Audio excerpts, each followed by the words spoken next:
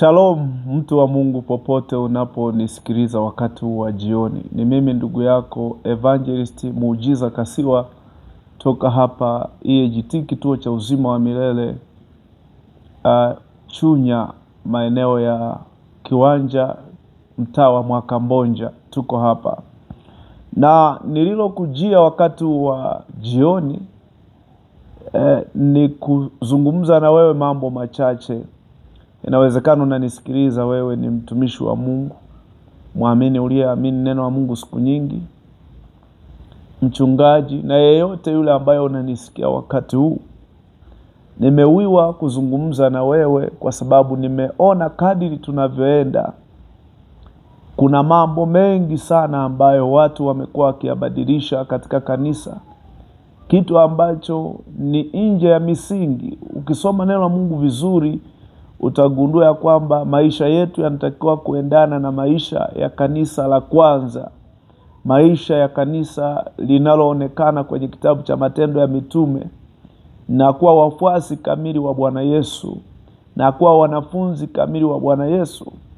Sasa leo nimekuja na mada hii ya kusema kwamba rafiki yangu popote unaponisikiliza, jiepushe kabisa na mafundisho ya kipuuzi, naweza kuita, au mafundisho yasiyokuwa ya dini, kama Mtume Paulo alivyosema.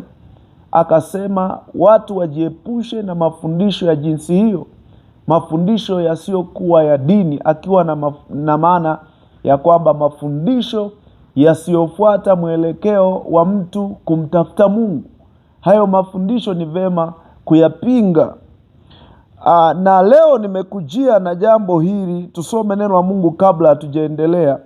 Kitabu cha Timotheo wa kwanza sura ya 2 mstari wa 9. Mtume Paulo anasema, vivyo hivyo wanawake na wajipambe kwa mavazi ya kujistiri pamoja na adabu nzuri na moyo wa kiasi, si kwa kusuka nywele wala kwa dhahabu na lulu wala kwa nguo za thamani, bali kwa matendo mema, kama iwapasavyo wanawake wanaokiri uchaji wa Mungu. Bwana Yesu asifiwe sana. Ukiendelea mbele anasema mwanamke na ajifunze katika utulivu, akitii kwa kila namna.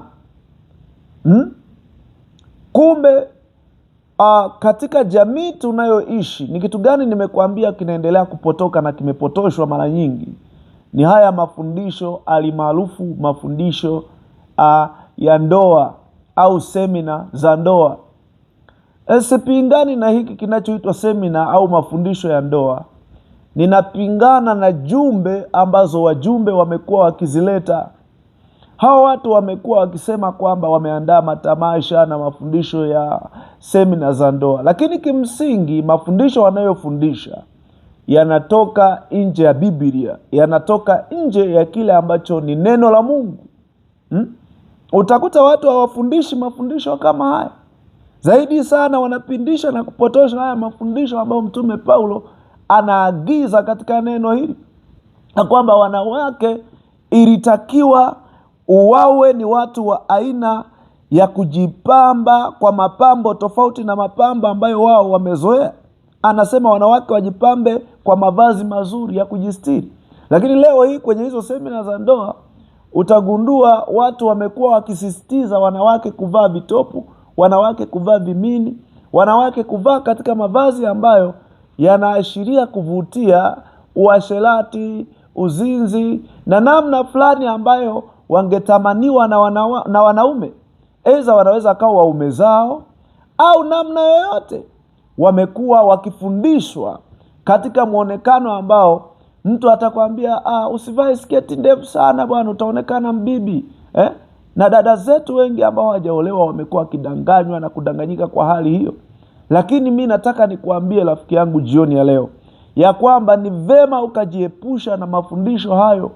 Mafundisho hayo yamekuwa yakienda mbali zaidi, yamekuwa yakishawishi watu sana kwenye ngono.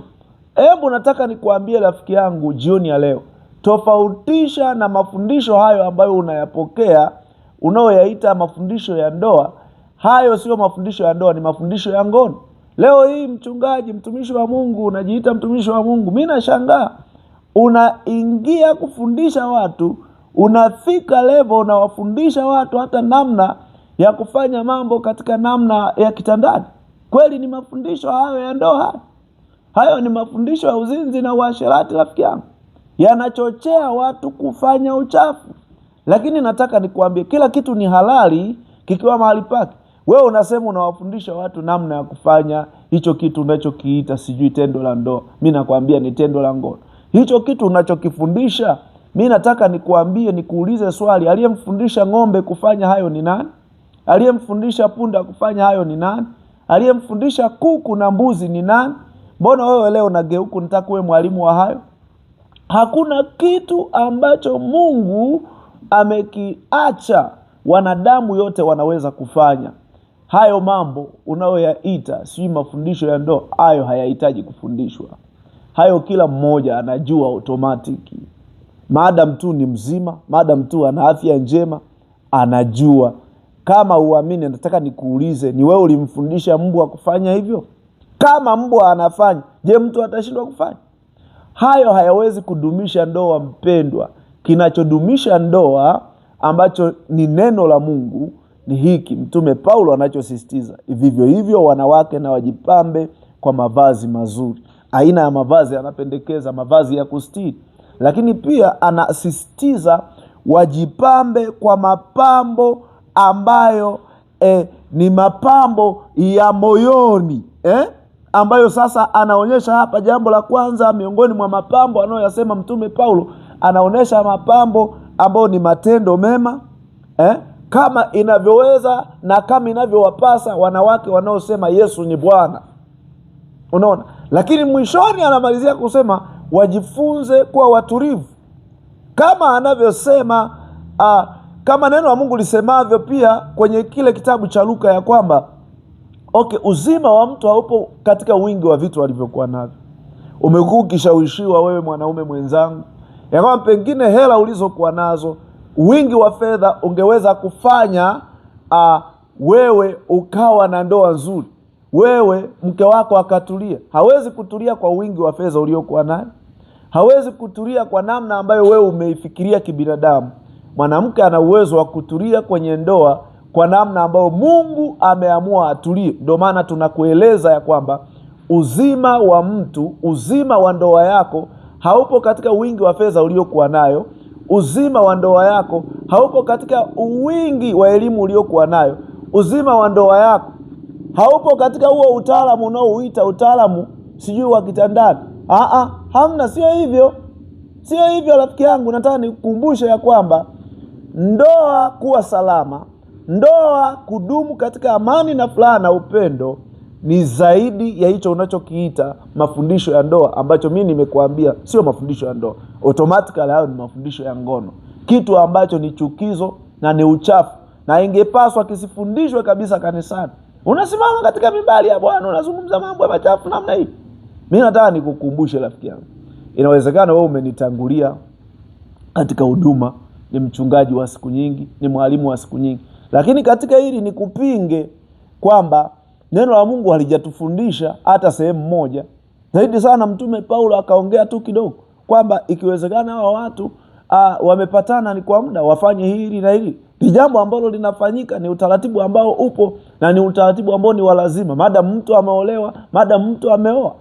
Lakini sasa swala la wewe kuhamasisha ndio imekuwa mada kanisani. Huo ni uchafu rafiki yangu. Bwana asipoulinda mji, alindaye akesha bure. Yaani kama unafikiri kwamba hivyo ndio vitu vinaweza vikalinda ndoa yako, mimi nataka nikuambie rafiki yangu, sivyo. Unavyopambania kujilinda, unavyopambania kulinda hiyo ndoa, unajitesa bure. Mungu ndiye ana uwezo wa kuilinda nyumba na ndoa yako. Ndio maana miongoni mwa vitu vyenye uwezo wa kulinda maisha yetu ya ndoa, maisha yetu yoyote yale, ni Mungu mwenyewe. Ni kupiga magoti, ni kumuomba Mungu. Yeye ana uwezo wa kutusaidia tukaishi na tukadumu katika yeye. Ndugu zangu wapendwa katika Bwana, dada zangu, mama zangu, kaka zangu, baba zangu na ndugu zangu wote mnaonisikia wakati huu, ujiepushe na mafundisho ya kipuuzi mafundisho yasiyokuwa ya dini, yasiyokuelekeza wewe kumtafuta Mungu, jiepushe nayo sana. Hata kama yanatoka sijui kwa nani, nataka nikwambie jiepushe nayo sana. Inawezekana ni mtu maarufu, inawezekana ni mtu anayefahamika, lakini asikushawishi akakuingiza dhambini. Unafundisha mafundisho ya namna hiyo saa nyingine. Sasa kwa mfano ndo mchungaji unafundisha hayo mafundisho, unadhania ya kwamba wale watu wakati unaendelea na yale mafundisho unataja mpaka viungo, unakazana na nini.